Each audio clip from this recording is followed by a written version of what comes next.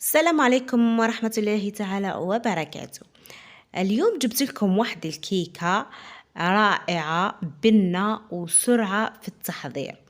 ما تقولوا ليش ما نجربوهاش، هذه نأكد لازم تجربوها وراح تفاجئكم النتيجة قمة في البنة.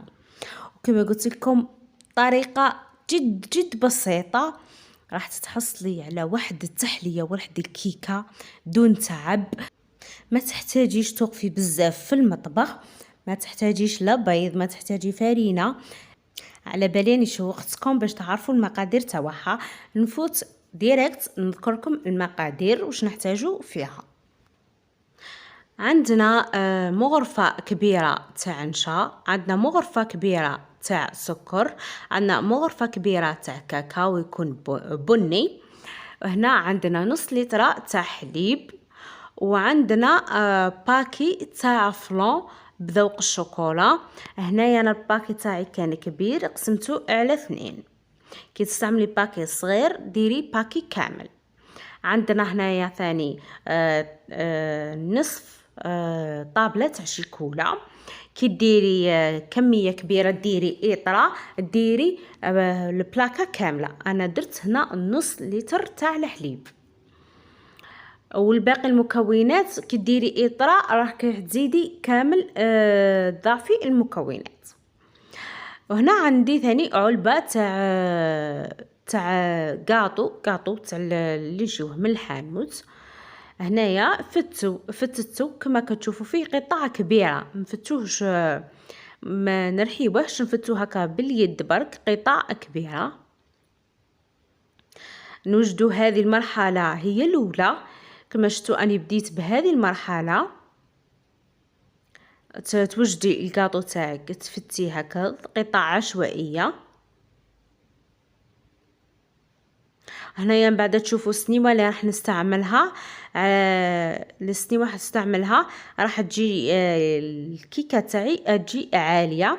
استعملت سنيوه صغيره، درت فيها باكي تاع الكاطو واحد كفاني. كي ديري كميه كبيره تحبي الكيكه تاعك تجي كبيره، ضاعفي الكاطو ديري 2 باكيات. هنايا راح نخلطوا هذوك المكونات اللي ذكرتهم كامل، راح نحطوهم بارد في بارد، نخلطوهم كامل مع بعض. نحطوا نص لتر تاع الحليب، نزيدوا معها مغرفه تاع الكاكاو، نحطوا كلش مع بعض، مغرفه تاع السكر والمغرفه تاع النشا، هذو كامل. نزيدوا الباكي تاع الفلون بذوق الشوكولا. هنا العلبة تاعي كانت كبيرة وتكم قسمت الباكي درتو على 2 هكا. نخلطوا هذو كامل بارد في بارد هكا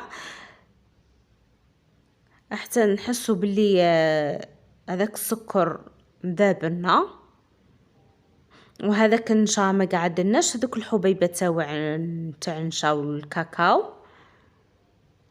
كي جنسنا الخليط هذا رايحين نحطوه فوق النار.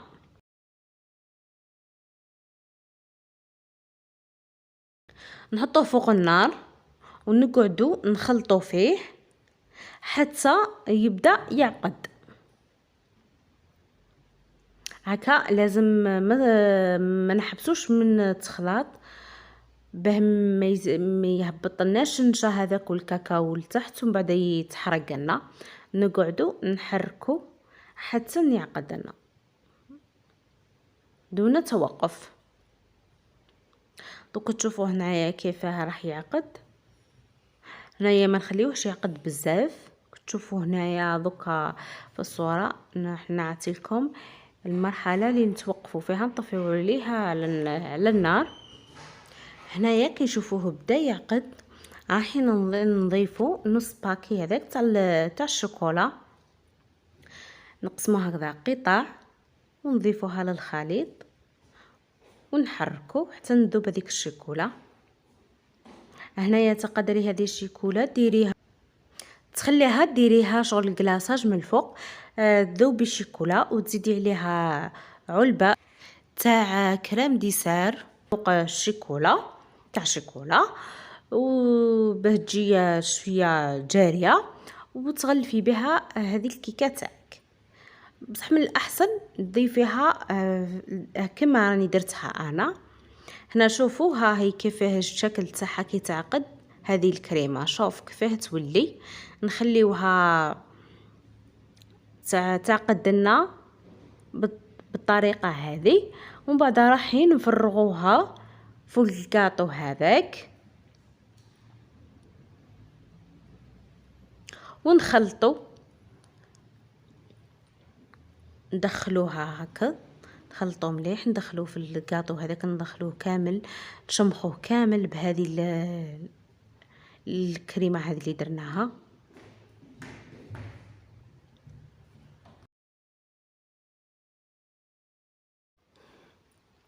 شوفوا هاي السنيوه اللي راح نستعملها، استعملت سنيوه حجم صغير.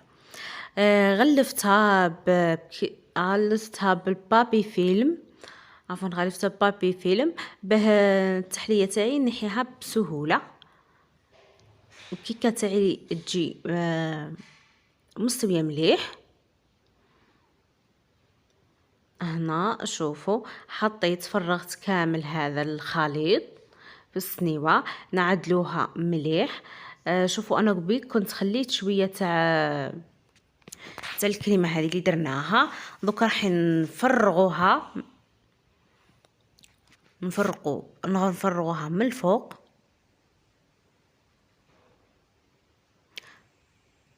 حاولوا نضغطوا شويه باش باه تجينا شاده روحها. شوفوا دوكا نولي نخبطها شويه باش تجي كامل مستويه. شفتوا هي سريعه سريعه لكنها بنينه ناكد لكم بلي راهي بنينه. هذه تحليه تركيه وتشوفوا تجي تقدري ديريها حتى لضياف الغفله كي يجيوك هكذا ضياف الغفله يكون عندك هذو المكونات راح ديريها بسهوله. هنا لازم فقط باه تبرد لازم تديلك الوقت، هنا حاولي خليها واحد الساعه ساعتين باش تبرد لك، باه تحكم روحها مليح، باه نقدروا نحيوها من السنيوه. شوفوا انا خليوها تبرد، ها هي بعد ما بردت لي هنا خليتها حوالي ساعتين.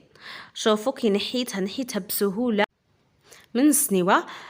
دوكها التزيين راح تزينيها، تقدري ديري الشوكولا، تذوبي الشوكولا من الفوق وديريها، تقدري ديري لها سكر ناعم. التزيين راح يكون راجع ليك، تزينيها بالشي اللي تحبيه، كما تقدري تخليها سامبل، اصلا الشكل تاعها ما يحتاجش تزيين بزاف. ها هي انا بعد ما زينتها كيكه تاعي، بعد ما زينتها تزيين خفيف، ما كثرت لهاش بزاف التزيين. شوفوا كيفاه تجي شوفوا كي جاتني عاليه طالعه، استعملت مول صغير جاتني هكا طالعه. راح تعجب الاولاد تاعكم، خصوصا الاولاد راح تعجبهم بزاف. كما قلت لكم في الاول لازم تجربوها، ناكد لك لازم تجربيها هذه التحليه ولا الكيكه هذه السريعه اللي بدون بيض بدون فرينه بدون فرن. تتحصلي على اروع تحليه ولا اروع كيكه.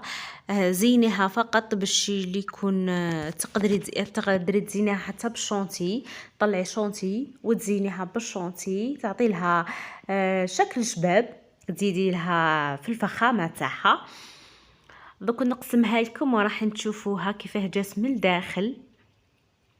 كون جيت نقدر نوصل لكم البنه تاعها والطعم تاعها كون وصلت لكم باش تتاكدوا من الكلام تاعي. بصح الشكل تاعها راح ياكد لك من الداخل كيفاه جات، راح ياكد لك بلي هذه التحليه تجي تحفه. ومقاديرها كشفتوا اي بسيطه، في ثواني تقدري تحصلي عليها. شوفوا ها هي القطعه كي قسمتها، ها هو الشكل تاعها كيفاه جا. تجي شادة روحها مليح وطرية في نفس الوقت في من الداخل. تجي مشربة، هاهي شوفوا. قد ما راح نقول لكم مش كيما راح تجربوها وراح تستمتعوا بها نتوم. ما تبخليش العيله تاعك، ما تبغليش روحك به ذوقي هذه البنه تاع الكيكه هذه. قلت لكم تجي مشربه، شوفوا كيفاه تجي مشربه، تجي طريه، تجي هايله. هذا هي التحليه تاعي تاع اليوم، قدمتها لكم بكل التفاصيل، حاولت نقدم لك كامل التفاصيل، وحاولت نوصل لك الفكره ولا البنه تاع هذه التحليه. ان شاء الله تجربوها وتقولوا لي بلي رانا جربناها في التعليقات. نلتقي بحول الله في فيديوهات قادمين. إلى الملتقى إن شاء الله مع مزيد من الوصفات الناجحة واللذيذة. إلى الملتقى، سلام.